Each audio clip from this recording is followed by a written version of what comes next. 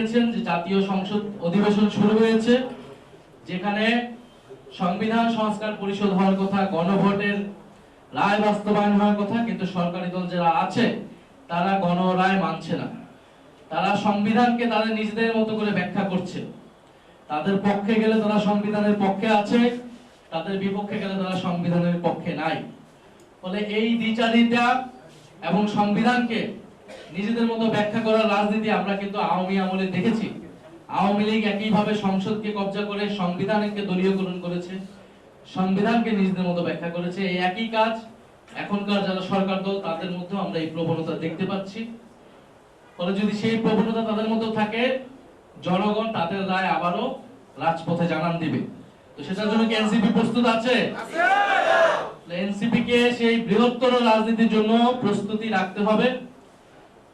আমাদের সংগ্রাম সংসদে, রাজপথে, সব জায়গায় থাকবে। আমরা রাজপথ থেকে সংসদে গিয়েছি, কিন্তু সংসদে গিয়ে আমরা রাজপথ কি ভুলে যাব? আমরা ভুলে যাব না। এইখানেই রাজপথ থেকে আমাদের জন্ম হয়েছে, এইখানেই আমাদের জনগণের সাথে আমাদের সেই সম্পর্ককে আরো বৃদ্ধি করা লাগবে। এবং আমরা চাই যে নতুন বন্দোবস্ত, নতুন রাজনীতির কথা আমরা বলছি, সেইটা আমাদের প্র্যাকটিসে যাতে, আমাদের চর্চায় যাতে এটা আসে। ফলে নারায়ণগঞ্জ আমরা জানি খুবই ক্রিটিক্যাল এরিয়া, সেইখানে আপনারা সাহসিকতার সাথে সংগঠন করতেছেন সংগঠন, আপনারা এটা অব্যাহত রাখবেন।